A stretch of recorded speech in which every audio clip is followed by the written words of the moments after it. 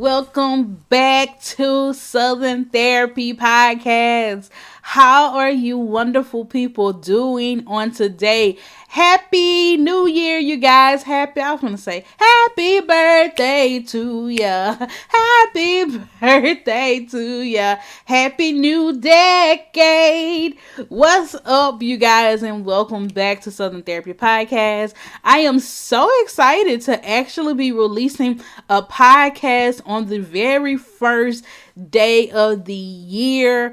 I know that, in old wives' tale, it say whatever you're doing on the first, that's how it's going to most likely be for the rest of the year. In this case, I hope that it is true. I hope that I continue to go ahead and put out podcasts and that the podcast continue to grow because of the dedication and things of that nature. So I hope that instance is true. However, in some stuff I have been doing on the first, I didn't continue with. But in that instance, I hope it is true. Get this podcast up and going, get it up, moving, growing, and stuff like that. But thank you guys for those of you who are actually listening to this podcast on the actual day, January 1st, 2020. Shout out to you guys, okay? Like, in real life, shout out to y'all for really just being up to date with the podcast, and just really listening to it and stuff of that nature. So thank you guys so much to everybody that actually listened to the podcast.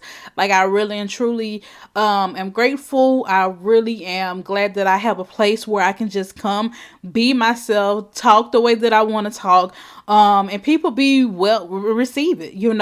I've received some great feedback from people about the podcast. A lot of people like my genuineness, how I'm able to just be real transparent and talk to you guys. One of my friends actually texted me the other day and she was like, I'm getting caught up on the podcast. And she was just like, I love your honesty, and stuff like that, how you're able to be so transparent. And she was like, and you out there committing Grand Theft Auto. And I'm like, what you talking about, girl? I was like, girl, what did I say? And so she talked about when I had said that we had stole one of my when I was in grad school, and how we had stole my downstairs neighbor's car.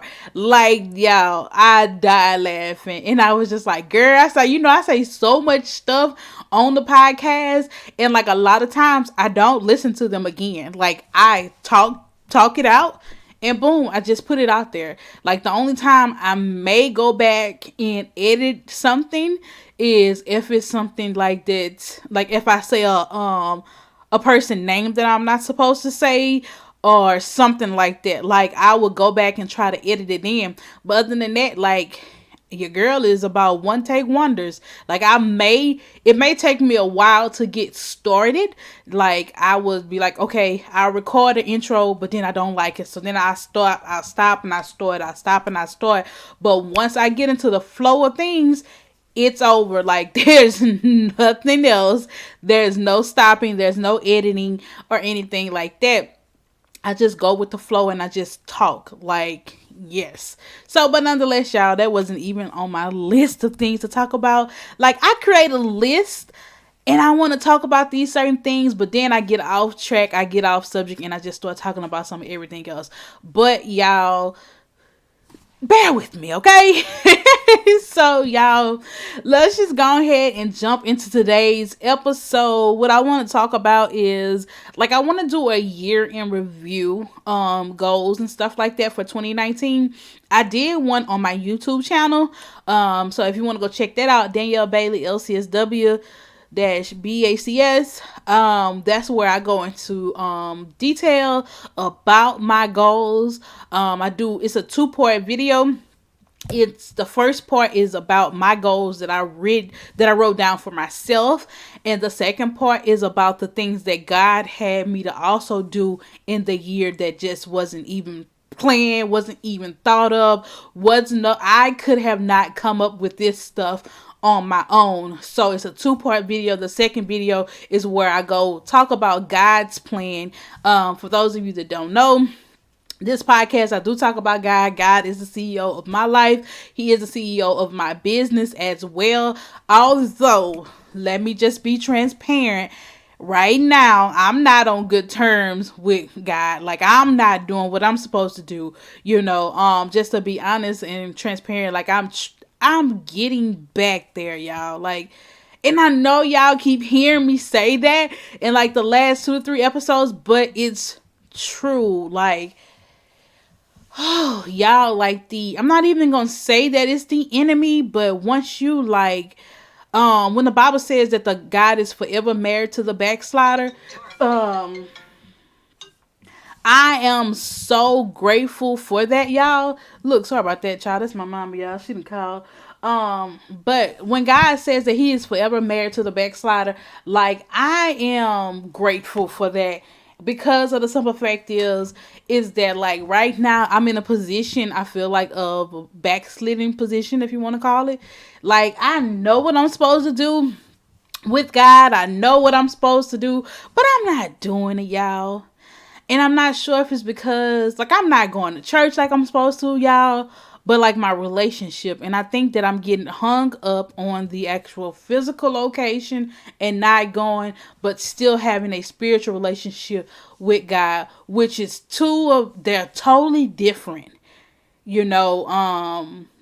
the church is just the physical church is just a physical location, but we are the church. And I think that, like, I need to improve more on that. And I think that the church that I attend sometimes in Shreveport, I just feel like it's not feeding me spiritually. So if it's not feeding me spiritually, I'm like, why even go? And that's where I'm at. And I usually say, oh, I'm gonna watch this. Oh, I'm gonna watch that. Oh, I'm gonna watch this. I'm gonna watch Mike Todd. I'm gonna watch that. I don't do none of that. And so it's like that's where I'm kind of like struggling with the relationship with God right there. So yeah. I don't want to be like, oh, I'm going to do better. Then I don't come on here and do better. But it's like me and God is in a strange place. I can remember a time when I was on fire for God.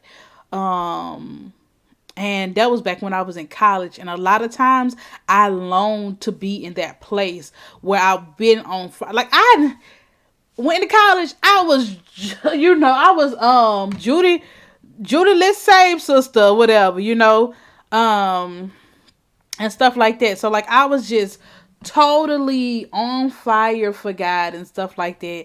And it's like, I don't want to say that I want to go back to that spot, because of the simple fact is I don't never want to go backwards, because I've grown, I've been through some stuff, and I don't want to go back into the fetal position. If y'all remember a couple of episodes ago, what me and my prayer partner was talking about, and we were just talking about, going backwards, about how we was on fire for God around this time last year. And so I use the analogy of a baby. Like, I don't want to go backwards like a baby goes forward. Like, I am off of the milk. Like, give me some baby food, give me some substance.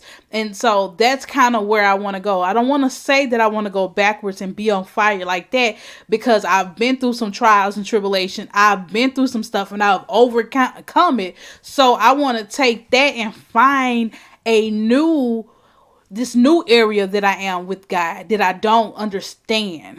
And I think that's where I'm at. Like, it's this new area where I'm growing in Christ, where things are not looking like I've been taught, like I'm taught that the Christian is supposed to look like this. But in reality, my reality, like, it doesn't look like that for me. So it's like, and now I'm questioning, am I close to God? So now I have all of these back and forth things that I'm thinking. And I think that's what's keeping me so far from God. And I hope that I'm explaining it as best as I can to you guys. And if you are in that type of position where you're just like, it's like, you've been through some stuff and you are like, is this how things supposed to be? But you're not necessarily sure, because we've been painted this picture for a long time that, you have to be. We've been painting this picture that God is this God that doesn't that he's just perfect. Well, God is perfect, but we have to be perfect for God. But that's not the case. We don't have to be perfect for God. We can be imperfect for God, and God is the one that heals our imperfections. Like, so it's just that's kind of where I'm trying to go with this whole thing, is that, a lot of times when I was taught you got to be this perfect Christian, you got to be this upright Christian, like, and it's just like, no, where I'm at in life right now, I no, there is no such thing as a perfect Christian, and you cannot tell me that there is, because if there was a such thing as a perfect Christian, we would not need Christ. We would not need God. So I'm trying to figure this relationship out. And I know I need to do better. I know that I need to get in my word. And I just don't need to get in my word just, because I want to have this thriving, successful business. But I need to get in my word for my own soul. You know what I'm saying? So, like, with really just doing better for that, really having the word to penetrate. I feel like right now that there's a fence around my heart, and I need the word to actually penetrate that, to actually get to my heart. And the thing that I got to do, I got to read. I got to read it. I got to meditate on it, and I just need to get back with Christ. And truthfully, y'all, I feel like ashamed in a sense, and I feel like that's probably why I'm not going back to Christ. Like, I'm just like out here, like, I have be having thoughts of like, oh my God, I know I need to watch Mike Ty, I know I need to watch Transformation Church, but then it takes a lot for me to go and click on the YouTube video, even though that's who I like. Like, I love Transformation Church, because like the whole Crazy Faith series is something that I really and truly enjoy. And so it's just like, I feel like I need a revival. I need a old school revival where you can just tarry with God and God can be with you. I feel like I need that. I need an experience, an encounter with God, so that I can remember who He is and how it feels to be in His presence. I feel like I haven't had that in a while. And I don't want y'all to think, oh my God, Danielle just out there. Like, when I say a while, I mean like, not, I'm not going to say like years and years, but a couple of months, 2, 3, 4 months. I can remember when, I feel like I have these moments of when I'm on fire for God and when I'm not on fire for God. But I remember this moment recently. It was I was listening to Tatum Blessed and Bossed Up podcast. Y'all, if y'all want to check her out, check them out. Like, sis is on fire. I love her. But she was saying that what she had said, it was something in her podcast that she had wanted us to do and stuff like that about seek God. So anyways, I end up seeking God, and so God was like, I want you to worship in your office. And so I'm like, okay. So God was like, I want you to worship in your office, and I want you to do it from 8 to 9. And y'all, when I tell y'all, my God, today, the spirit was thick. It was so thick in the office. Like, I can just remember crying and just knowing that I'm in His presence. And like, when I worship, like, it set the atmosphere, it set the tone for what was about to happen for my day. So like, when people came in, they felt at peace. And that was one of the reasons why God wanted me to worship in my office. He was like, because of the simple fact is, like, if y'all don't believe in spirits and stuff like that, y'all got to, and I think that's what I have to realize as I'm talking to y'all. Like, I deal with people's spirits. Like, I deal with different spirits throughout the day. I deal with the spirit of depression. I deal with the spirit of heaviness. Like, these are spirits that are on people when they come talk to me. And so they release it. And so, like, the spirit of heaviness and the spirit of depression, anxiety, it's stated. Like, if I don't pray over my girl, y'all, I'm figuring this stuff out. Like, as I talk to y'all, look, I'm writing notes and stuff, everything. Like, if I don't pray over my office, and like during that time when I was really seeking God, during that time, like I was praying over my office daily, because it was just like, like you see these people and they come in heavy and all this other kind of stuff.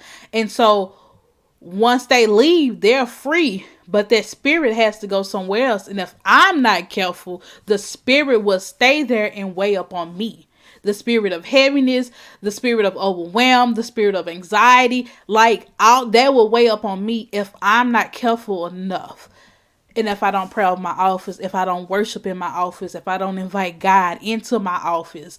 And I feel like that's what I have to get back to, because other simple fact, as I'm talking to y'all, I'm like, okay, that's probably why I know I have been feeling heavy a lot more lately, how I've been feeling a little bit more overwhelmed, because I'm not praying over my office and I'm not worshiping in my office. Yeah. So, okay. All right, guys, just as well, just as well as this podcast is for you guys, it is for me too as well, to just gather myself together and things of that nature. So I just know I'm gonna get back to that. I'm gonna get back to praying over my office, worshiping in my office, and just having a good time in the office. I know I need to go there. I plan on going there Thursday and Friday. I have very minimum clients, so I want to do like a whole cleanse. I even want to try to rearrange the office some. But I want to do a whole cleanse for the whole new year, wipe stuff down. And I tell people this all the time, especially my clients that are going through depressions and stuff like that. Like, I tell them to clean up. If you haven't cleaned up the house in a while, clean up, get your smell goods, get your, if you want to use carpet freshener, if you want to use bleach, if you want to use candles, whatever it is, because the simple fact is, smell has the ability to alter your mood without you even knowing. So if you smell something and it smells good, you're going to be like, okay. And so that itself can actually alter your mood. And so that's what I need to do. I need to go. I plan on doing that this week, going in the office, cleaning up, wiping stuff down. I actually have some cream chairs and they starting to look a tad bit rough, so I want to clean these chairs out and stuff like that. And so I'm gonna go from there, y'all. I'm glad God is just speaking to me, child, just as well as I'm speaking to y'all. But going on to, because that was not in the notes right there, child. I just let the Lord lead me, okay? So one of the other topics that I want to talk about is that going along with God, and everything that has happened this year, I'm grateful. Like, the top of the month, y'all, I was like in a panic. When I say I was in a panic, I was in a panic because of the simple fact is that I had water. If y'all listen to some of my podcasts, in January I had an issue at the house with my bathroom flooding, and it was just such a fiasco and stuff like that. And so to get it fixed was going to be $900. Well, I'm going to get $900 from in the month of December. I got bills. I got Christmas, my mama's birthday in January. Like, and then I'm trying to do this budget planner. Like, where I'm gonna get an extra $900 from? Like, the budget plan in itself, it's already some hundreds to get done. So it's just like, it was just like, I don't know how I'm gonna meet my financial obligations. And so that kind of weighed me down, like, for real weighed me down. And so I was just like, God, I don't know how you're gonna do it, but I just need you to do it. And so everything has been paid. I paid my mortgage today. And truth be told, y'all, like, this whole entrepreneurship, like, that's all I could think about was like, God, okay. I know when people say, I was down to my last dime and God stepped in and he made a way. Like I done had those moments. I'm kind of over those moments. Like, can we do something else? Can I live in the abundance? Like 2020, I'm trying to live in the abundance of the overflow of finances. Like I've been here, I got that t-shirt, I know what it feels like. I know I'm able to, go through testimony and tell people like, yes, God was there when I was in my business, when the insurance checks, people was denying me, people was holding it. Like I was there and he made a way and he got things situated. Like I got that testimony. I don't need that testimony to continue. You know, like there's some things that God want us to learn, but I'm like, bruh, I got it. You ain't got to keep on sending your girl through it, cause she got it. She understand. I can relate it to the people. So can we move on to something else? And I know y'all are like, Danielle, really? You trying to tell God like, whew, y'all, like this has. I was telling my prayer partner the other day. I refuse to believe that God called me to leave my job to come to my private practice that he called me to and for me to struggle. I refuse to believe that that's of God. And I know he called me to this practice. So I know that that's correct. I know that I did not hear him. I know that I did not hear him incorrectly. So I know he called me to this. So I know he just could not have. That ain't God.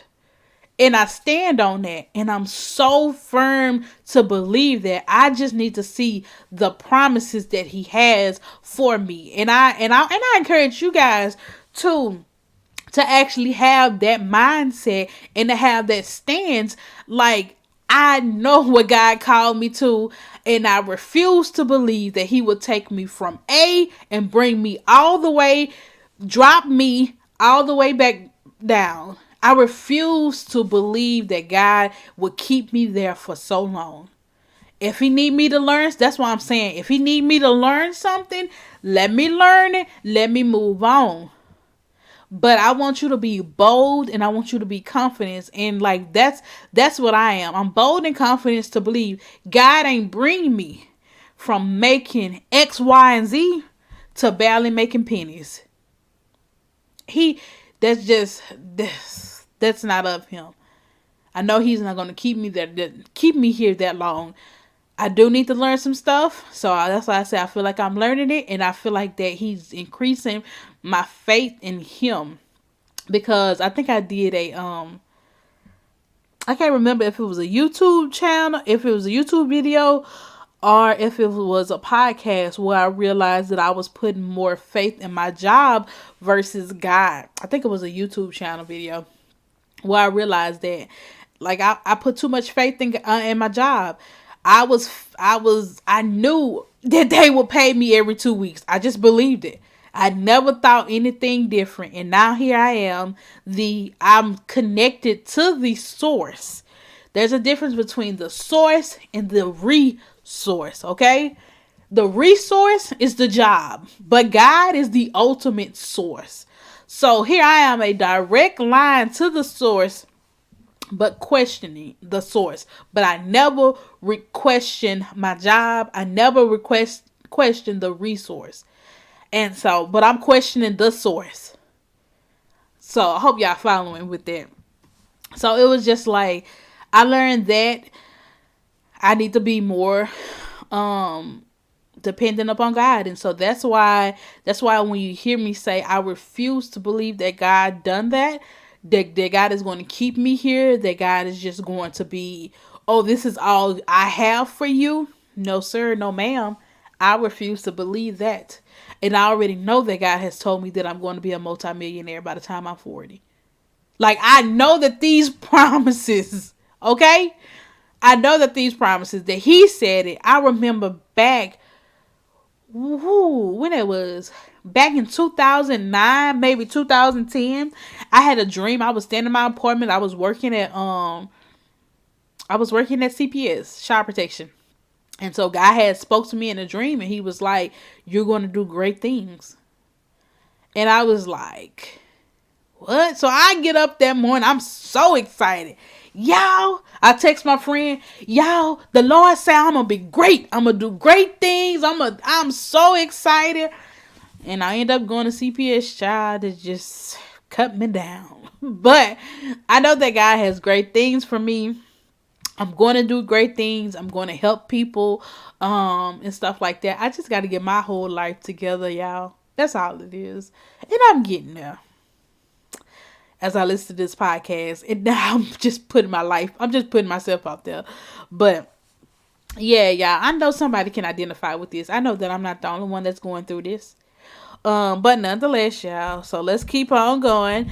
So going into 2020, um, my goals are a tad bit scary. I'm not gonna lie. I'm stepping them up a little bit. I am stepping out of my comfort zone even more.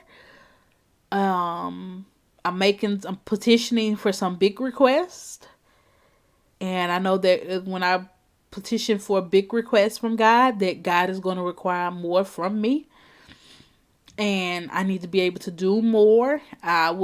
I need to be able to withstand more, like withstand more trials and tribulations. The bigger your request is, the bigger your trials and tribulations will come. The next level that you go into, the next level, what they say, new level, new devil, whatever it is, like that right there. I got to prepare myself for that. So like, I'm excited about 2020. I'm excited because a lot of my things that I wanted to accomplish, I actually accomplished in 2019. The only two things that I did not accomplish in 2019 was the budget journal and the budget what is it? Workbook. However, those are going to be completed in the early part of 2020. So I know I'm excited about that. I feel like now I'm in a place to where I'm able to concentrate and I'm able to think, and God is giving me the stuff. I want to talk about a new program that I actually have that I am doing. Maybe I should have, I think I might do that. But I'm gonna do like a little small clip it or a small ad, so y'all probably hear this again.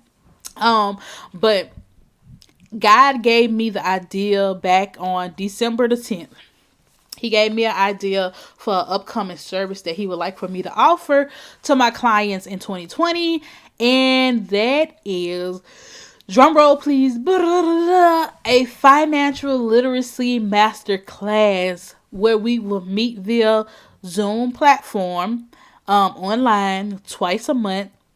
And it's where we will do, it's a monthly subscription, and it's where we will dive deep into your finances, deep into your not just your finances, but your family history and all of this different types of things that we need to know, that you need to know in order to really and truly be successful with your finances and stuff like that. So like, we digging deep into that. He gave me that idea, and when he gave me that idea, when God gives you ideas and when it's time for you to run, it's back to back. Like, he give you the instructions and it's clear cut. So like, I didn't get instructions on how to do the financial literacy class until December 10th. And also, I didn't get clear instructions on the journal or the workbook until now. Like, it's dropping in my spirit to where this is what you need to in it, this is how it need to look and stuff like that. So it's just like, it's yet again, it's God's timing. So like I said, when God gives you something, he gives it to you. When it's a God-given idea, y'all, I'm here to tell you, God gave me everything for the what is it? For the monthly for the financial literacy masterclass. He gave it to me within an hour. And within an hour I knew how that program was going to look. Instruction, like, I swear, I got it written down in my little yellow notebook, because when he deposits stuff, it's like, you gotta write it down. Nah, that's all I did was just flesh out the details. And a lot of stuff the stuff that I have to use for this platform, I already had. So, like, to start this whole little monthly subscription, this whole service package, a part of my program, it's low cost to almost no cost because I already was paying for the monthly subscription to Zoom. The only thing that I really paid for was the graphic designer to do the flyer. Other stuff I already had, like the little nuts and bolts. I already had the stuff, so he was just like, "Boom, I got you." So that's how that's rolling. But it's a monthly subscription. It's only $35 a month, y'all. So, like, if y'all want to join, by all means, go to my website. And that's all you have to go to is www.freedomtherapycenter.com. Go to is under the counseling services. Hit the counseling services at the top, go to financial therapy, and you will read that page, and then there's a button at the bottom that says subscribe. Go and subscribe to the monthly financial literacy program, and let's take control of your finances for 2020. A lot of times people talk about how they want to be in control of their finances. They say that year after year, year after year, year after year, and it does not work. You get your income tax, I'm gonna save, and you don't really save, you blow it. Get in this financial literacy class, okay? Get in this master class, learn how to handle your finances, how to handle your emotions around finances. Truthfully, y'all, money management is 80% behaviors and 20% basic math. I say that all the time. 80% behaviors is emotions, and 20% basic math, finances, if you want to do education, stuff like that. But the other 80% is your emotions, it's your behavior, it's your pattern, you learning new coping skills on how to handle money, you understanding your whole family generation, your whole family origin, and how they deal with money as well, and how that has been passed down to you. So we go into details in this class about that. This is not your normal budget class where I teach you how to budget. No, we digging deep in order for us to sustain. Okay, we have to dig deep. We have to go back, and we have to go and correct what was passed on to us. We have to go back and correct these whole generational curses. Like, it stops with us. So we have to go back and correct it. We just cannot ignore that because it's going to resurface later. So, and we have to shift our mind frame too as well. We have to shift the way that we think. We have to shift from we feel that we entitled. We have to shift that we deserve this. Oh, I deserve this even though I don't have the money in the bank for it. But because I work every day, what you deserve is to have roof over your head, lights, utility, food. That right there, that's what you deserve. And then these are basics and stuff that fits within your means. Like the Bible says, God shall supply all our needs. A lot of us, God has supplied it, but because of the society that we live in, this fast money, we tend to overdo it. We have a job where we're making pretty good money, but because society says we can go and get a car, we tend to get a car out of our price range, and then we start saying that that's God. God gave me this car. No, sis, sometimes we confuse God with what we want. God probably told you get that little $10,000 car, but you done went out there and you done got you a whole Dodge Challenger for $32,000 because the man told y'all can do it. But God had already showed you get that little $10,000 car right there. But because you feel that you deserve it, you go and get it, and it puts you in a financial bind. I'll never forget when I was buying my house. I was going for this house that cost, it was another house and it was cheaper, and But even though it was cheaper, I was gonna need more money up front. It was so much, and I was trying to, and I was getting overwhelmed, and I was trying to make it work. And so my realtor told me, she said, Danielle, she said, the blessings of the Lord causes no sorrow. And I had to take a step back, and I had to realize what she said and what that meant. Like, the blessings of the Lord causes no sorrow. The blessings of the Lord does not make you extra stressed because you cannot afford to pay your bills, because you bought a house that was too much, or you bought a car that was totally out of your price range. Like, that's why I'm saying God told you to get this $10,000 car, but you went out here and you got this $30,000 car, and you can't. It's a strain for you to pay for it. That ain't of God, people. That is not of God. Okay? So that's my whole little sermon, y'all. I done went off on that. So that's why I'm saying, when we have to really and truly understand what God has called, and we have to distinguish between our wants versus our needs. People don't understand what a want and a need is. Yo, I'm gonna have to go into. Let me stop right there, y'all, because I done started going into my whole little master class and getting people to understand a want versus a need. Like, I have a whole little section where I'm going to get people to identify what a want is and what a need is. Like, I'm making a whole little worksheet because I need you to understand what a want is and what a need is, because sometimes they can look so familiar, they can look so close, like the Dodge Challenger in the car. That's a need. Is a car is a need. We need a car, especially if you travel. We need a car. Okay? Prime example. Myself personally, I needed a car in May. So and that's another thing. Like, I end up buying a car this year. I paid for it cash, $12,000. God made provisions for me to get this car. It wasn't in my budget to get a car this year, but God made provisions.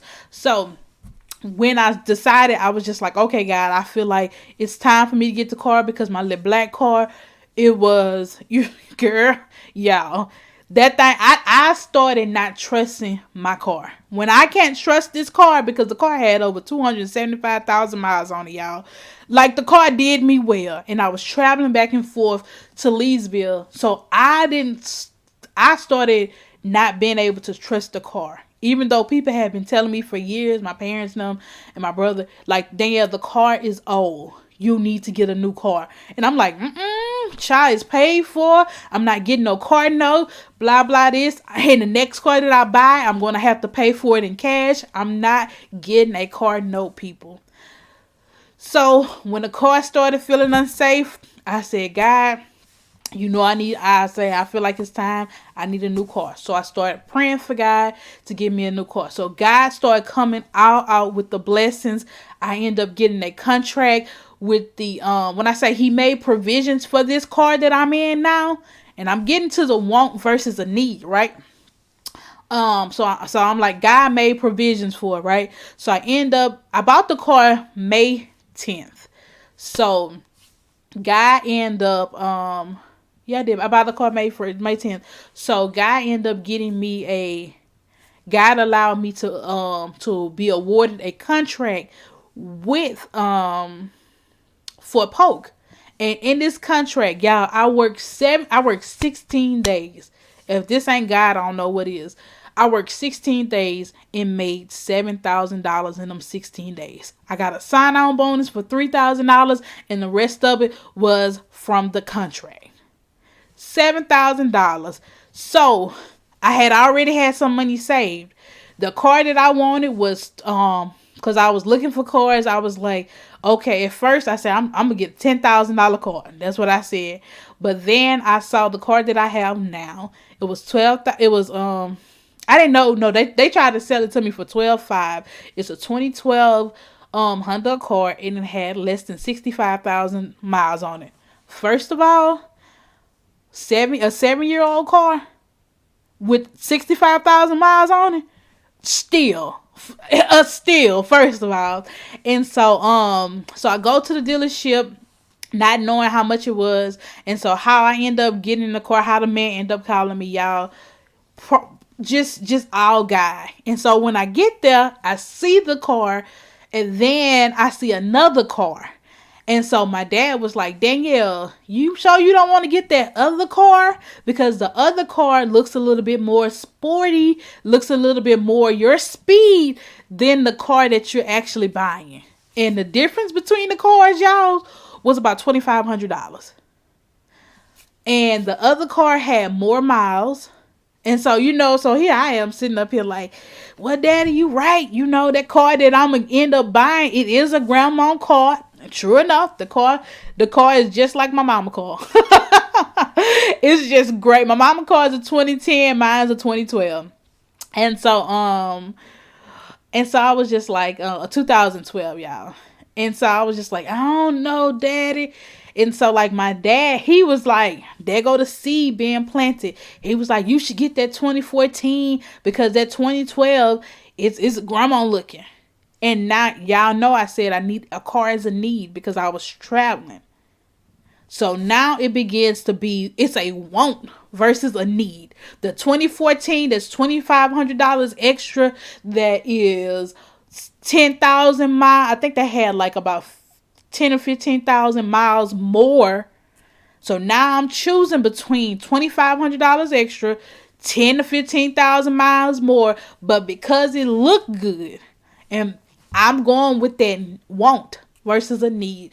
And so my dad was talking, and I said no. In the midst of him talking, I said, nope, I'm going with this car right here because this is what I prayed for. This is what God showed me. This is the deal. This is the amount of money that I have. I have enough money for this car. I don't have enough money for that 2014, and I would have to finance it. I would have to finance $2,500. So I said no. And my daddy said, okay. And I say, check the car out. But he was sure. But when I made the sound decision and I said firm no, my daddy knows. If anything with finances, Danielle understand. Danielle got it. So my dad was just like, all right, I'll check this car out. And he left. He was like, congratulations, baby girl. And so understanding that, y'all. Understanding a want versus a need. I wanted the 2014 because it looked good, but I needed that 2012 because that was in my budget. It was cheaper. It had less mileage. It just looked old. That's it. Looked like an old person car. But at the end of the day, I need a car. I need a car getting back and forth down this road and stuff like that. So I end up getting it. And so that's what I want people to understand. That's what you're going to learn in the masterclass. Simple. A want versus a need. And I'm excited when we do the want versus need class. I'm excited about that one. I just got excited. Like, because I want people to understand. Like, you got to understand. Just that simple. A $2,500 difference, y'all. A $2,500 different, 10,000 miles different, all of that. That was not my car. And I could have went with that because my dad threw it in my mind, but I had to stand firm in what I knew. And I had to go back. I had to get to myself a little bit. And y'all, and in this masterclass, like I want to be able to talk to you guys and tell y'all about how to walk into a car dealership confident.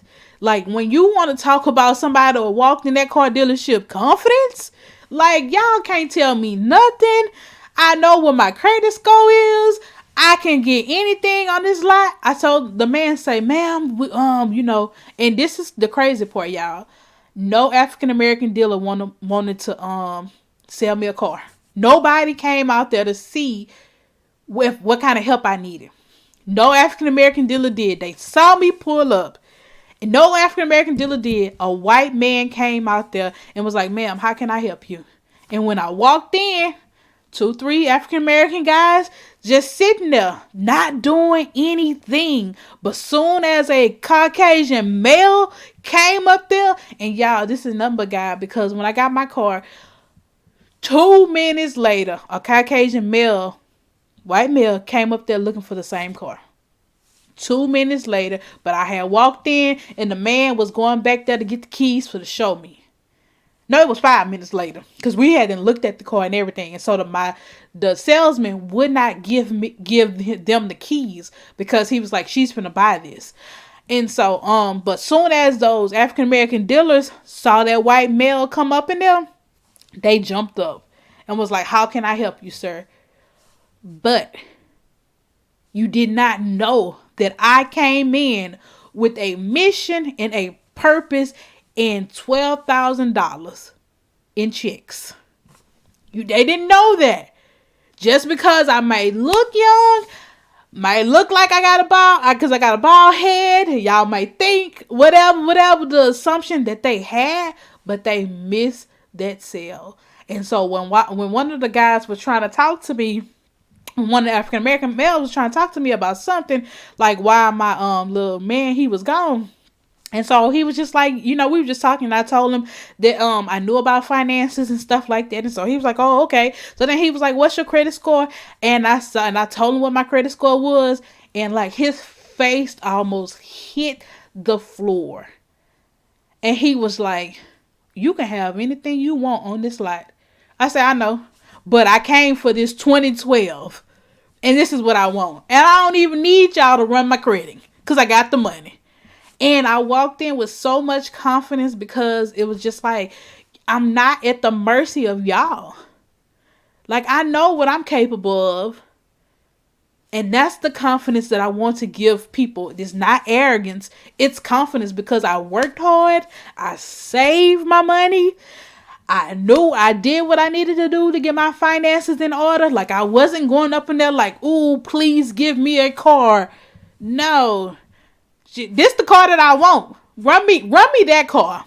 That's all my salesman did was get a check. I ain't need him. I could have kept that commission myself. I did not need the guy. Like, none whatsoever. I could have made the deal with the manager in the back. I think they wanted $12,500 for the car, but I told them no. I told them that I wanted, what I told them, I said I'll give them like 11,000 for the car, and so we met in the middle for like 11,500. Yeah, 11,500 or either 11,800. And then with taxes and stuff like that, it brought it to over $12,000. So yeah, y'all, this is what this masterclass is about. Teaching you how to be confident, teaching you to know your finances, teaching you those types of things. Teaching you the difference between a want and a need. Okay? So, nonetheless, y'all, that's all I have for y'all on today. Make sure that y'all share this podcast with people. Make sure y'all sign up for the masterclass. The masterclass, you can go and register at www.freedomtherapycenter.com. Go to the counseling service tab. Up under the counseling service tab, you will see financial therapy. Go to the financial therapy tab, y'all, and click subscribe at the button below. All right. Thank y'all so much. I will talk to you wonderful people on next week's episode. Y'all have a happy new year. Enjoy your family. Make sure you eat you some black eyed peas, some cabbages, and whatever else they say for the new year. I think I'm gonna go get a can of cabbage because I think not can of cabbage. Then I'm gonna get a can of black eyed peas because they say black eyed peas mean money or something. But nonetheless.